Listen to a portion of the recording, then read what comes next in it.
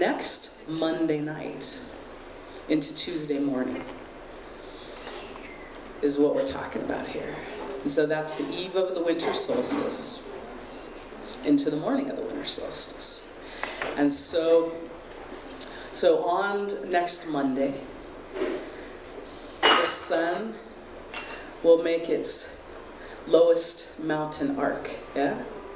Right, because the sun moves low at winter. And so just little, and it'll be that just shortest little day. And then the sun's gonna set over there in that corner, right? So that would be the southwest corner. All right. And as the sun sets, the moon, the full moon, is gonna rise over here in the farthest northeast corner, yeah? So it's like this. So here we are in the center, right? So this is an important moment, and I want to actually invite you to participate in that moment in a really conscious way, to like stand on the earth and reach out your arms to the fullness of sun and the fullness of moon and receive them into your body and to be here, rooted in the earth and a part of the heavens. And so then that sun is going to set and the moon is going to rise until midnight, when the sun is going to be deep below the earth behind and the moon is going to be high overhead in the south, as nearly as high as that mountain peak gets. So just see and feel yourself like your body lying on the earth, feeling the full earth beneath you and the sun, the other side of your body, and the full moon overhead. And the full moon is going to be in a circle of stars called the sacred hoop. It's going to be right in the middle of the sacred hoop, overhead at midnight. So the sacred hoop, and we'll talk more about it, but it's some of the brightest stars that you're going to see in the winter sky. So Orion's involved, and Taurus, and the Pleiades, and the twins, and the big dog, and the little dog, and the goat star. And they're all making this sacred hoop that the moon's going to be right in the middle of. Now, along with the path of the planets moving through that sacred hoop, the Milky Way also moves through that sacred hoop. And so this is one of only two places where the path of the planets and the Milky Way cross. It's in the middle of the sacred hoop, and it's at the edge of our galaxy. Now, it's kind of interesting to me that we've been so like, dude, the sun's going to be at the center of the galaxy, and winter solstice, that's the most important thing that ever happened. Has anybody ever heard that? Right? That's like been the focus. And it's like, that is big time news, for sure. But the fact that the moon is going to be in the middle of the sacred hoop, where those paths cross at the edge of the galaxy, directly overhead at midnight on the eve of the winter solstice, with the sun directly beneath our bodies on the earth, seems like a big deal to me too. And it seems like it gives a very different, what's the word?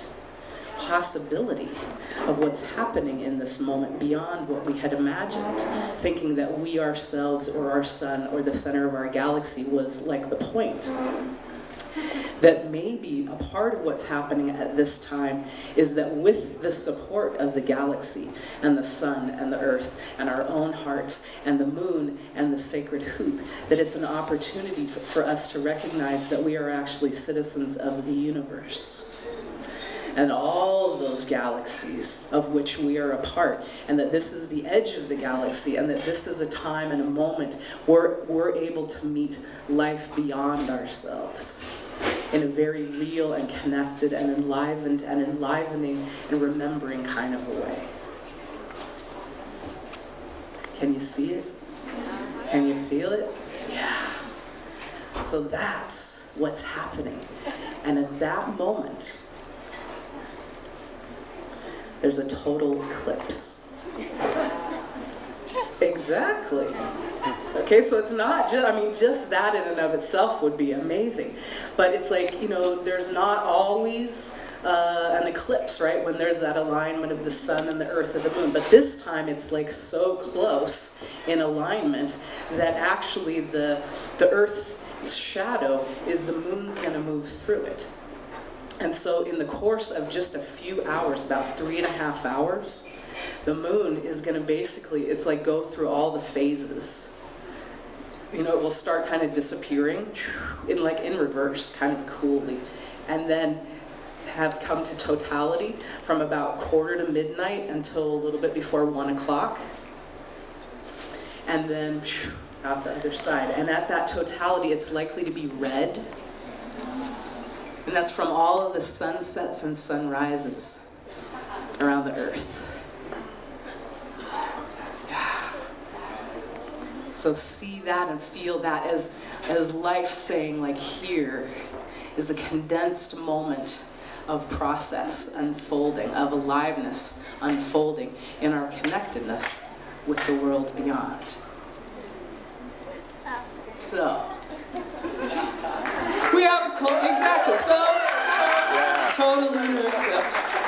So to be with that, to go through an entire lunar cycle in a few hours, right?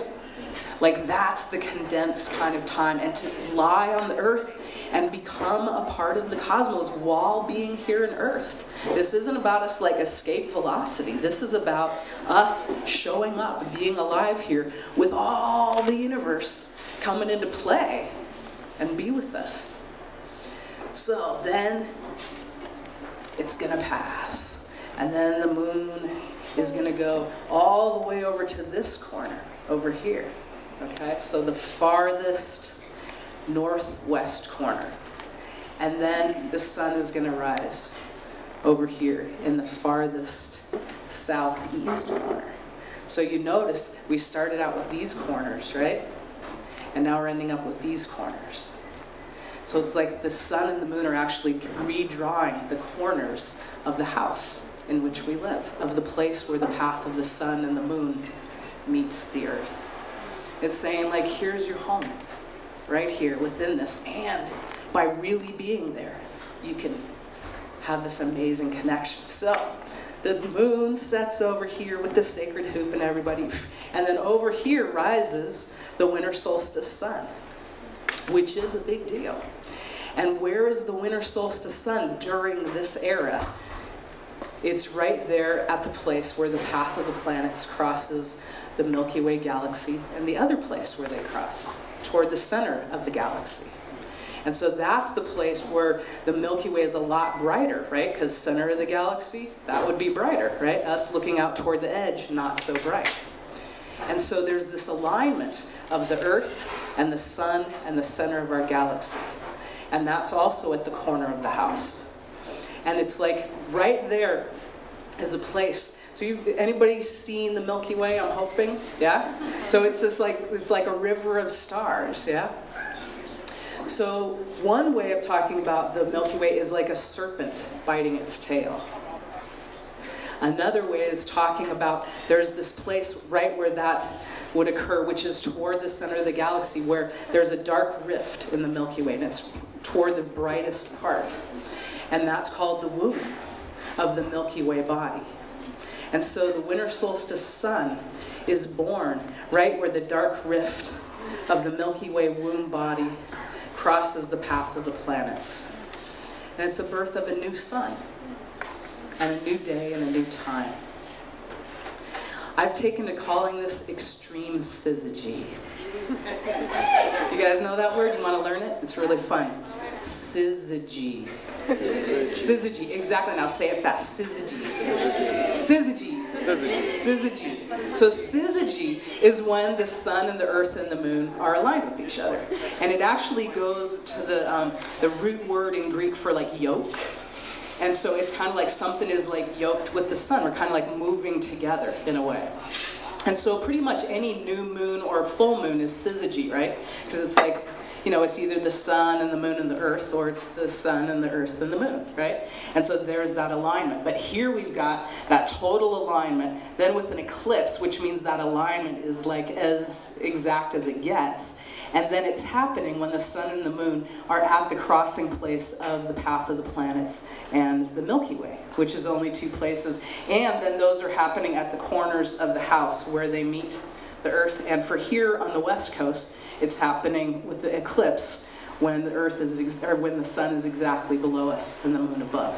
So I've been calling that extreme syzygy. Totally, exactly. Which reminds me of another S.